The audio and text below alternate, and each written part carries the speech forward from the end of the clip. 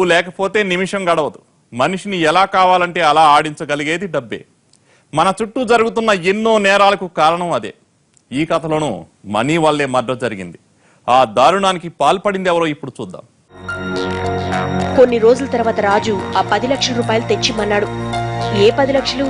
నాకెప్పుడిచ్చావు అని అన్నాను. 10 లక్షల రూపాయలు క్యాష్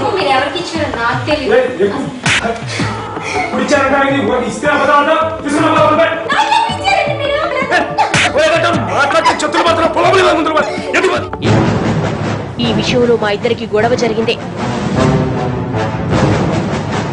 10 నిమిషాల్లో 10 లక్షల క్యాష్ ఇక్కడ ఉండాలా, లేతే నరికేస్తా, నన్నేమనుకుంటున్నావో ఓ అని వెళ్ళిపోయాడు. అది సార్ జరిగింది అంటూ చెప్పింది షర్మిల. ఇంతకీ ఆ 10 లక్షలు ఇప్పుడు ఎక్కడున్నాయి అని అడిగాడు శంకర్. మా మేనమామ కనకయ్య తీసుకున్నాడు సార్, తన దగ్గరే ఉన్నాయి. కానీ ఆయన ఇప్పుడు డబ్బులు అడిగితే ఏం డబ్బులంటూ దబాయిస్తున్నాడు సార్ అంది షర్మిల.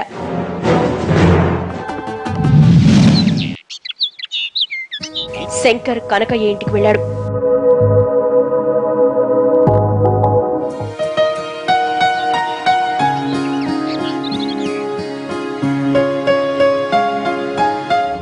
చెప్పు, మర్యాదగా చెప్పు, రాజును చంపింది నువ్వే కదూ అంటూ గద్దించి అడిగాడు. సార్ సార్ నాకే పాపం తెలియదు సార్, అయినా అతను చంపాల్సిన అవసరం నాకేముంది సార్ అంటూ కనకయ్య బెంబేలెత్తిపోయాడు.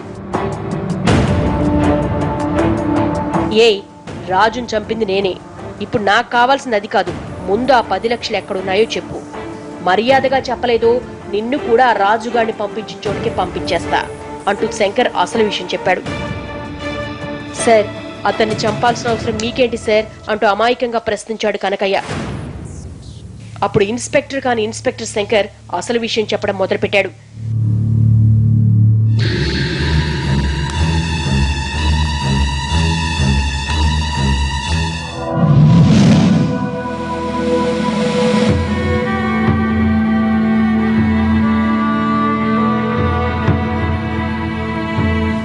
శివ అంటే మీరేనా? అవును, నేనే శివశంకర్ని. మీ పేరు మీద దుబాయ్ నుంచి 10 లక్షలు వచ్చాయి. మీరెక్కడా? నేను ఇప్పుడే చెన్నైలో ఉన్నాను, రావడానికి 2 డేస్ పడుతుంది. హైదరాబాద్ వచ్చాక కలుస్తాను.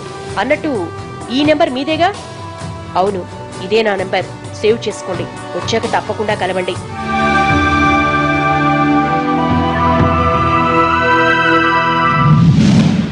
ఆ తర్వాత రాజును ఓ నిర్జన ప్రదేశంలో కలిశాను. పార్సిల్ ఏమో శివ పేరు మీద వచ్చింది, నువ్వేమో నీ పేరు శివశంకర్ అంటున్నావు. ఈ పార్సిల్ ను నిన్ను నమ్మి నీకెలా ఇచ్చేది? నా పూర్తి పేరు శివశంకర్ భాయ్, అందరూ శివ అని పిలుస్తూ ఉంటారు. అయినా నీకంత డౌట్ గా ఉంటే నా గురించి వివరాలన్నీ కనుక్కున్నాకే ఇవ్వు. చూడబ్బా, నేను అనవసరమైన రిస్క్ తీసుకోను. ప్రాబ్లమ్స్ లో పడడం నాకు అస్సలు ఇష్టం లేదు. అరే, ప్రాబ్లం ఏముంది, కనుక్కున్నాకే ఇవ్వమన్నానుగా. లేదబ్బా, నేను నీకు ఇవ్వదలుచుకోలేదు, నువ్వేం చేసుకుంటావో చేసుకో అంటూ రాజు ఖరాఖండిగా చెప్పేశాడు. మా మధ్య మాట పెరిగింది. నీకిష్టమైంది చేసుకోపో అంటూ రాజు అక్కడి నుంచి వెళ్ళిపోయాడు.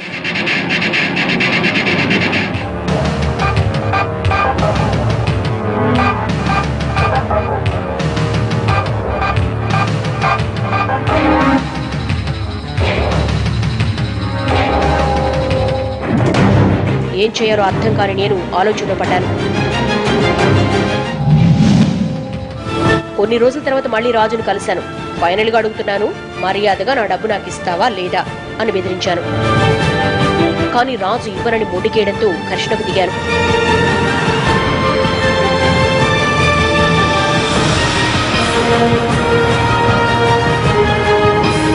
ఇద్దరం తీవ్రంగా కొట్టుకున్నాం.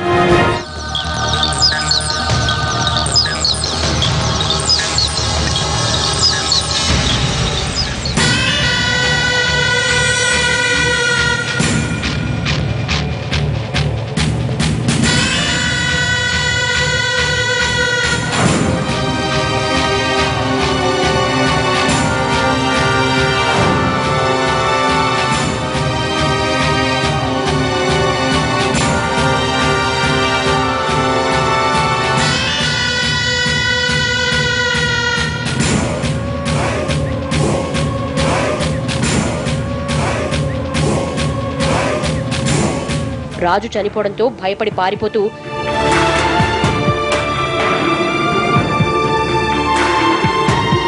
అక్కడ రాజు బైక్ ఉండడం ఎవరైనా చూస్తే అతనెవరో తెలిసిపోతుందని బైక్ తీసుకుని అక్కడి నుంచి పారిపోయాను.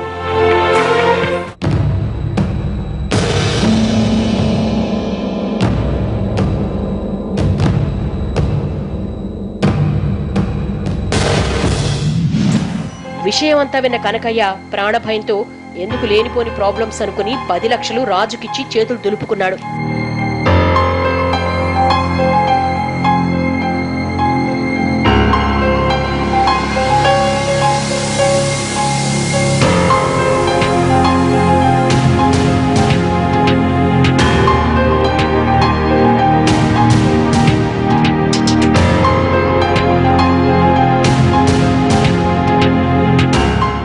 ఇది చీకటి సామ్రాజ్యంలో అడుగుపెట్టిన రాజు జీవితంలో జరిగిన యథార్థ గాథ. తక్కువ కాలంలో లక్షలు కోట్లకు పడగలెత్తాలనే దురాలోచన ఇలాంటి తప్పుడు మార్గాల్లో పయనించేలా చేస్తోంది. రాజు లాంటి ఎంతో మంది ఈ హవాలా ఉచ్చులో చిక్కుకుంటున్నారు. ఫైనాన్షియల్ మ్యాటర్స్ లో తేడా వచ్చి ప్రాణాలు కోల్పోతున్నారు. డబ్బు సంపాదించేందుకు షార్ట్ కట్స్ ఎప్పటికీ డేంజరే. ఎవరైనా ఈజీ మనీ కోసం ప్రలోభ పెడితే ఎట్టి పరిస్థితుల్లో వాళ్లను నమ్మొద్దు. అడ్డదారిలో ప్రయాణం ప్రాణాలకే ప్రమాదమని గుర్తు చేస్తోంది ఈ కథ. హవాలా ముఠాలతో చేతులు కలపొద్దని హెచ్చరిస్తోంది ఈ స్టోరీ. ఇది ఇవాల్టి క్రైమ్ ఫ్యాక్టర్. రేపటి ఎపిసోడ్లో మరో వాస్తవ గాథను చూద్దాం.